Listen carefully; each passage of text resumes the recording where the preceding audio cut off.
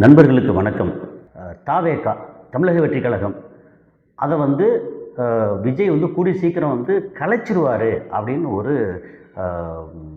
சமீபத்தில், ரொம்ப மிக சமீபத்தில் ஒருத்தர் வந்து தரவுகளோடு சொன்னார். எனக்கு வந்து ரொம்ப ஆச்சரியமாக இருந்துச்சு.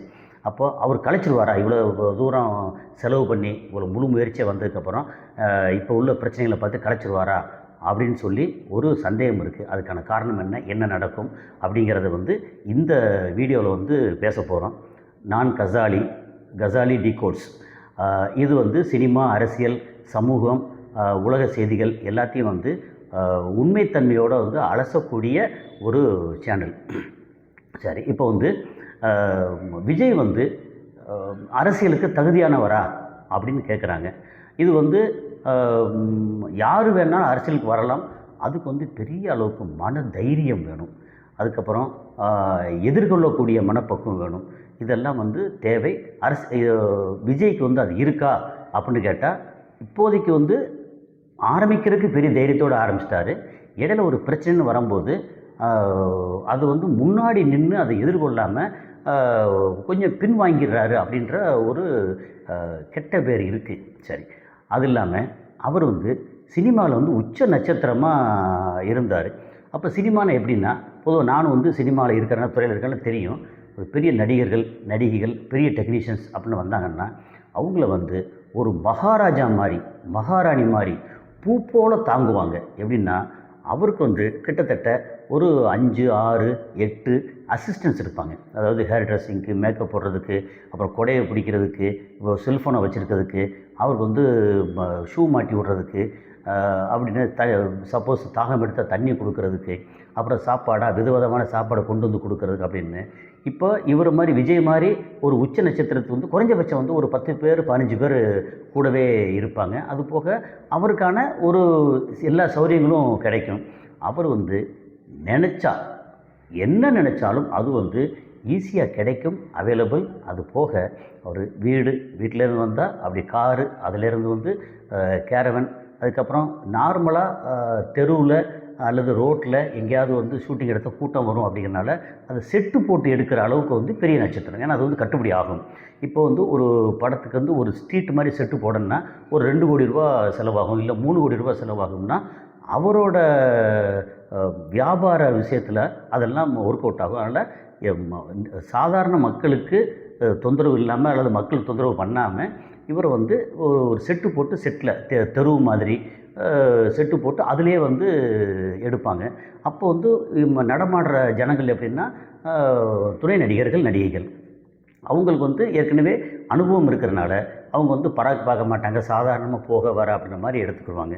சரி, இப்போ வந்து உச்ச நட்சத்திரம் ஆனதுக்கப்புறம் தான் அப்படியா? அதுக்கு முன்னாடி எப்படின்னா, அவனுடைய அப்பா எஸ்.ஏ. சந்திரசேகர் அவர் வந்து முயற்சி பண்ணி 4, 5 படம் முதல்ல எடுத்து அதில் வந்து ரொம்ப பெருசாக வந்து ஷைன் பண்ண முடியாமல், அதெல்லாம் வந்து எல்லாருக்கும் தெரியும். அப்போது அவர் வந்து ஒரு ஷேடோவிலேயே வந்தவர். இப்போது சிவகார்த்திகேயன் எடுத்திங்கன்னா, அஜித் எடுத்திங்கன்னா, இல்லை விஜய் சேதுபதி எடுத்திங்கன்னா, அவங்க தன் முயற்சியில், சொந்த முயற்சியில் தானே உருண்டு பிறண்டு வந்து பெரிய அளவுக்கு வந்து வளர்ந்துருக்காங்க. அந்த மாதிரி வந்து விஜய் வந்து தானே முயற்சி பண்ணி உருண்டு புரண்டு வந்து வளர்ந்தாரா அப்படின்னா அது இல்லை. ஆனால் அதுக்காக திறமை இல்லையா அப்படின்னா திறமை இருக்குது, உழைப்பு இருக்குது, எல்லாம் கரெக்ட் தான். ஆனால் அவர் ஒவ்வொரு முறையும் அவரை ஷேப் பண்ணுறதுக்கு, அவரை ஒவ்வொரு ஸ்டெப் பை ஸ்டெப்பாக மேலே கொண்டு வந்து சேர்க்குறதுக்கு அவங்க அப்பாவும் பாடுபட்டாங்க. நிறைய இயக்குநர்கள் அப்புறம் சம்மந்தப்பட்ட நிறைய வந்து பாடுபட்டு அவரை கொஞ்சம் கொஞ்சமாக வந்து உச்சாணி கொம்புக்கு வந்து கொண்டு வந்து சேர்த்தாங்க. அப்போது அவருக்கு வந்து எளிய மனிதர்களோட அல்லது குறைஞ்சபட்சம் வந்து சினிமா துறையில் இருக்கிற ஒரு சாதாரண துணை நடிகர்கள், நடிகைகள், அது போக வந்து டெக்னீஷியன்ஸ், அதில் வந்து தொழிலாளர் இருப்பாங்க இல்லையா, இந்த ட்ராக் அண்ட் ட்ராலி கொண்டு வர்றதுலேருந்து இதெல்லாம் எல்லாத்துக்கும் தொழிலாளர் நிறையா. எப்படி ஒரு படத்துக்குன்னா ஒரு 200, 250 பேர் வருவாங்க. அந்த தொழிலாளருடைய கஷ்ட நஷ்டம் என்ன, அவங்களுக்கும் குடும்பம் இருக்குமே, அவங்க வந்திருப்பாங்களே, அவங்க என்ன செய்கிறாங்க, எப்படி செய்கிறாங்க அப்படின்னு சகஜமாக பேசி பழகி, அப்புறம் அவங்களுக்கு தேவைப்படுற ஏதாவது உதவிகள் அப்படின்னா எந்த இதுவும் அவர் வந்து பண்ணதில்லை அப்படிங்கிற ஒரு பேர் வந்து இங்கே இருக்குது. அவர் தான் உண்டு, தன் படம் உண்டு, தன் படத்துக்கு வந்து பெரிய அளவுக்கு வந்து சம்பளம் வாங்குறது, அது போக படம் ரிலீஸ் ஆகும்போது ஆடியோ லான்ச்சில் வந்து என்னத்தையாவது வந்து அரசியல் சம்மந்தமாக ஏதாவது ஒன்று பேசி உரண்டை இழுத்துட்டு அதை பரபரப்பாக பேச வச்சு தன்னோட படத்தை வந்து பெரிய அளவுக்கு வந்து மார்க்கெட் பண்ணிவிட்டு அதை வந்து 1000 ரூபா 2000 ரூபா 5000 ரூபா வரைக்கும் தன்னை நம்பி தன்னை ரசிக்கிற ரசிகர்களோட காசில் வந்து மஞ்சள் குளித்தவர் அப்படின்னு ஒரு பேர் இருக்குது.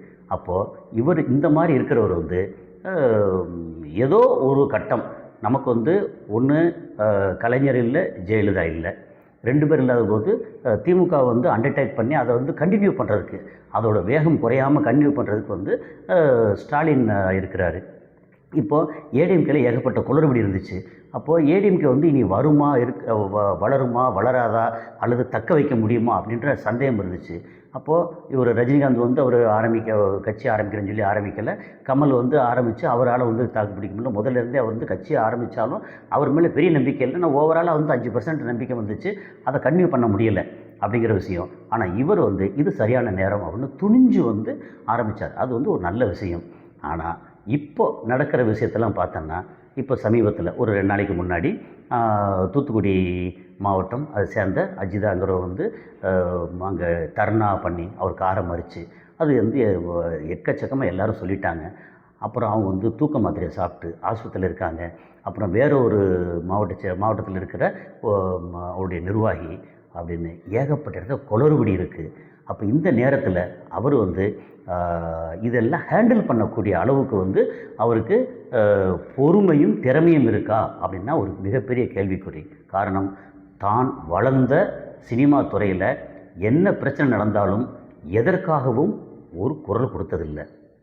கடைசியாக வந்து அவர் தமிழ்நாடு முழுக்க +2 10th மாணவர்களை மாணவிகளை கூப்பிட்டு ஃபஸ்ட்டு செகண்டு 2 டாப் 2 2 பேரையும் கூப்பிட்டு வந்து பரிசு கொடுத்தாரு. அது மேலேயும் பெரிய அளவுக்கு விமர்சனம் வந்துச்சு. என்னென்னா, விளைய வைக்கிறது ஒருத்தன், வெள்ளாமையை வந்து அறுத்துட்டு போகுது இன்னொருத்தனா அப்படின்னு.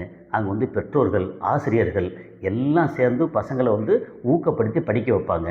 அதில் டாப்பில் வந்த 2 பேரை கூப்பிட்டு 234 தொகுதி. அப்போ தொகுதி வாரியாக பண்ணுறாங்கன்னா அவரோட எண்ணம் என்ன, அடுத்த நாளைக்கு வந்து நம்ம தேர்தலில் நிற்கணும், நமக்கு ஓட்டு வரணும் அப்படின்ற ஒரே நோக்கத்தை தவிர மாணவர்களுக்கு வந்து படிப்பை வந்து ஊக்கப்படுத்தணும். அதுக்கு உதாரணமாக வந்து அகரம் ஃபவுண்டேஷன் சூர்யாவோடது சொல்லுவாங்க. அவர் வந்து சைலண்ட்டாக வந்து ஒரு 7-8,000 பேருக்கு மேலே வந்து படிக்க வச்சிட்ருக்காரு அப்படின்ற அந்த ஒரு நல்ல பேர் இருக்குது.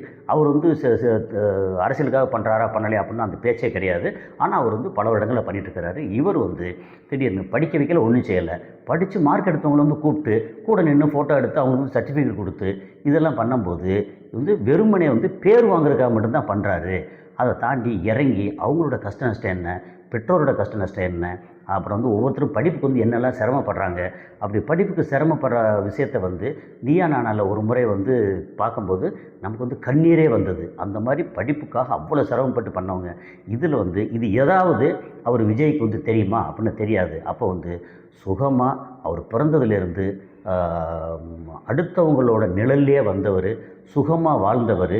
அதனால் அவருக்கு வந்து இந்த கட்சியை வந்து தனிப்பட்ட முறையில் ஹேண்டில் பண்ண முடியுமா அப்படின்னா முடியாது அப்படிங்கிறத அந்த நண்பர் வந்து எனக்கு சொன்ன ஒரு விஷயம். இதில் ரொம்ப முக்கியமாக வந்து கரூரில் வந்து பிரச்சனை நடந்துச்சு. அது வந்து திமுக வந்து சதி செய்யட்டும், யார் வேணாலும் பண்ணட்டும், ஒரு கட்சி வந்து சதி செய்யுது அப்படின்னா அதை முறியடிக்கக்கூடிய திறமை இல்லையா, ஏன் வந்து ஓடி ஒளிஞ்சார் அப்படின்ற அந்த ஒரு குற்றச்சாட்டு இருக்குது. இதை பற்றி நிறையா பேசியாச்சு. அப்போது அதை ஹேண்ட்லிங் கெப்பாசிட்டி, அப்புறம் அவர் வந்து பொதுச் செயலாளராக வந்து புசி ஆனந்த் இருக்கிறாரு. இப்போ வந்து அவர் பிரச்சனைன்னு வந்த உடனே பின்பக்க வழியே ஓடி ஒழிஞ்சிட்டாரு அப்படின்னு ஒரு குற்றச்சாட்டு இருக்குது. அது இல்லாமல் இங்கே நிர்மல் குமாராக இருக்கட்டும், ஆதவ அர்ஜுனாவை பற்றி நிறையா அந்த திமுகவில் இருந்தார், அதுக்கப்புறம் வந்து விசிகேல இருந்தார், அப்புறம் அங்கேருந்து வந்தார். அதெல்லாம் கட்சி மாதிரி வரல, தவறில்லை. அவர் பின்னணியை பார்த்திங்கன்னா லாட்ரி டிக்கெட் வந்து நம்ம மக்களை உண்மையிலேயே உயிரை உடைமை எல்லாத்தையும் உறிஞ்சின ஒரு விஷயம். அது சம்மந்தப்பட்ட ஒருத்தர் அப்படிங்கும்போது அவர் மேலே வந்து அவர் வந்து ஒரு நீதி நேர்மை அப்படின்றது பேச முடியாது அப்படின்ருக்கு. சரி, இப்போ வந்து அதை தாண்டி வந்து கட்சியில் வந்து ரொம்ப பெரிய அளவுக்கு ஆஹா கட்சி சூப்பர், நிறைய ஒரு பெரிய தலைவர் இருக்காங்க. இப்போ வந்து திமுகன்னா அங்கங்கே குறுநில மன்னர்கள் மாதிரி எல்லா மாவட்டத்துலேயும் வந்து அங்கே மாவட்ட செயலாளர் பெரிய பெரிய இடத்துல ஆட்கள் இருக்காங்க. அப்போது அது மாதிரி வந்து இங்கே இருக்காங்களன்னா யார் பேரும் தெரியாது. அங்கே தலைமையில் இருக்கக்கூடிய இவர் ராஜ்மோகன் அப்படின்னா அவர் கொள்கை பரப்பு செயலாளர் அப்படின்னா அவரை வந்து டிவி டிபேட்டில் இதுலேருந்து இது ஓரளவு தெரியுமே ஒழிய ஓவராலாக எளிய மக்களுக்கு சாதாரண மக்கள் அளவுக்கு தெரியுமான்னா இன்னும் கொஸ்டின் மார்க்கு. அதுக்கப்புறம் ஃபெலிக்ஸ் ஜெரால்டு இப்போ தான் வந்து சேர்ந்துருக்கிறாரு. ஆனால் இந்த கட்சியில் வந்து ஒரே ஒரு பெரிய பலம் என்னென்னா செங்கோட்டையன் சேர்ந்த உடனே இந்த கட்சி வந்து பலம் ரொம்ப ஒரு எக்ஸ்பீரியன்ஸான ஒருத்தர் வந்து சேர்ந்தார் அப்படிங்கிற அந்த ஒரு பெரிய பலம். ஆனால் அவர் மேலேயும் இந்த மாதிரி குற்றச்சாட்டெல்லாம் இருக்குது. இந்த மாதிரி ஊழல் குற்றச்சாட்டு அப்படின்னு இருக்கிறனால ஊழலுக்கு எதிராக பேசின ஒருத்தர் வந்து ஊழல் குற்றச்சாட்டுக்கு முக்கியமாக ஆளான ஒருத்தர், அப்புறம் வந்து ஊழலுக்காக தண்டிக்கப்பட்ட முன்னாள் முதல்வரோட ஃபோட்டோ வச்சு அங்கே சேர்ந்தார், அதெல்லாம் ஒத்துக்கிறாங்களா அப்படின்ற கேள்வியெல்லாம் வந்துச்சு. அது போக வந்து நாஞ்சில் சம்பத் அவர் மிகச்சிறந்த பேச்சாளர். இன்றைக்கி வந்து தாவேக்கால உண்மையிலேயே பேச்சாளர் அப்படின்னு எடுத்தாச்சுன்னா நாஞ்சில் சம்பத். அதுக்கு அடுத்த இடத்துல தான் வந்து ராஜ்மோகன் வரக்கூடும். அப்போ கட்சி வந்து இன்னும் சின்னதாக தான் இருக்கே, பெரிய அளவுக்கு வந்து ஒரு கிளை பரப்பி ரொம்ப ஸ்ட்ராங்காக ஆலமரம் மாதிரி வேறு ஸ்ட்ராங்காக இருந்து விழுதுகள் விட்டு பெரிய கட்சியாக இருக்கா? இல்லை. இந்த நேரத்தில் வந்து அவர் வந்து தாக்கு பிடிக்க மாட்டார். ஏன்னா எல்லா இடத்துலையும் பிரச்சனைகள் வந்து நிறைய ரைஸ் பண்ண ஆரம்பிச்சிட்டாங்க. இவங்க வந்து நேரடியாக அந்த கட்சியில் இருக்கிறவங்க தான் பிரச்சனை கொண்டு வர்றாங்களா, அல்லது அவங்க எதிராக இருக்கக்கூடிய திமுக அதிமுக கட்சிகள் சம்மந்தப்பட்டவங்க வந்து மற்றவங்கள தூண்டி விட்டு வந்து பிரச்சனை கொண்டு வந்து சேர்க்குறாங்களா அப்படின்னு தெரியாது. எதுவாக இருந்தாலும் கட்சி வந்து இப்போ வந்து கொஞ்சம் கலகலத்து போயிருக்கு. இதெல்லாம் வந்து அவர் வெளியில் வந்து மக்களை அல்லது நிர்வாகிகளை சந்தித்து ஒவ்வொருத்தரையும் தனிப்பட்ட முறையில் பேசி என்ன ஏதுன்னு பேசி தான் உள்வாங்கி அதை வந்து தீர்த்து வைக்கக்கூடிய கெப்பாசிட்டியில் அவர் இல்லை, இதுவரையும் பண்ணலை. அது இல்லாமல் ஜனநாயகன் படம், அந்த படம் வந்து இங்கே வந்து ஆடியோ லான்ச் பண்ண முடியலன்னு சொல்லி மலேசியா வந்து ஆடியோ லான்ச் நடக்க போகுது. அப்போது அங்கே வந்து ஏகப்பட்ட கண்டிஷன் போட்டோன்னா அதுவே வந்து நெகட்டிவ் பப்ளிசிட்டி நிறையா வந்துக்கிட்டு இருக்குது. சரி வரட்டும், படம் வந்து வெற்றி அடையட்டும், அது ரெண்டாவது. இப்போது இந்த 2026 தேர்தலுக்கு முன்னாடியே அவர் வந்து ஒருவேளை அவர் போட்டி போடாமல் தவிர்க்கலாம், கட்சியை வந்து கலைச்சிடலாம் அப்படின்னு ஒரு நண்பர் வந்து இது சொன்னார். ஆனால் இன்னும் ஒரு வெர்ஷன் ஒன்று இருக்குது, விஜயை பற்றின வெர்ஷன். அவர் வெளியில் வரலை, பேசலை, ஓடி ஒளிஞ்சார் அப்படின்னு குற்றச்சாட்டெல்லாம் தாண்டி சினிமாவில் இருக்கும்போது இவரெல்லாம் நடிக்க வந்துட்டாரே அப்படின்னு சொல்லி தரக்குறைவை பேசும்போதும் அதை வந்து வைராகியமாக எடுத்துக்கிட்டு அது கொஞ்சம் கொஞ்சமாக படிப்படியாக முன்னேறி உழைப்பு, கதை தேர்ந்தெடுத்தல், அப்புறம் டெடிக்கேஷன். காலையில் வந்து 7 மணிக்கு ஷூட்டிங் அப்படின்னா கரெக்டாக வந்து 6:45 வந்து ரெடியாக இருப்பார் அப்படின்னு டெடிக்கேஷன் அப்படின்னு அவ்வளோ விஷயத்துலேயும் வந்து ஸ்ட்ராங்காக நின்று தமிழ் சினிமாவில் வந்து ஒரு உச்ச நட்சத்திரமாக வர முடிஞ்ச அவரால் இந்த இதில் அரசியல்லையும் தாவேக்கா வந்து எப்படியும் ஆட்சி அதிகாரத்தை பிடிக்க, அது 2026 பிடிக்க போதோ அல்லது 31 பிடிக்க போதோ அல்ல அதுக்கப்புறம் பிடிக்க போதோ தெரியாது. ஆனால் ஆட்சி அதிகாரத்துக்கு வரும்.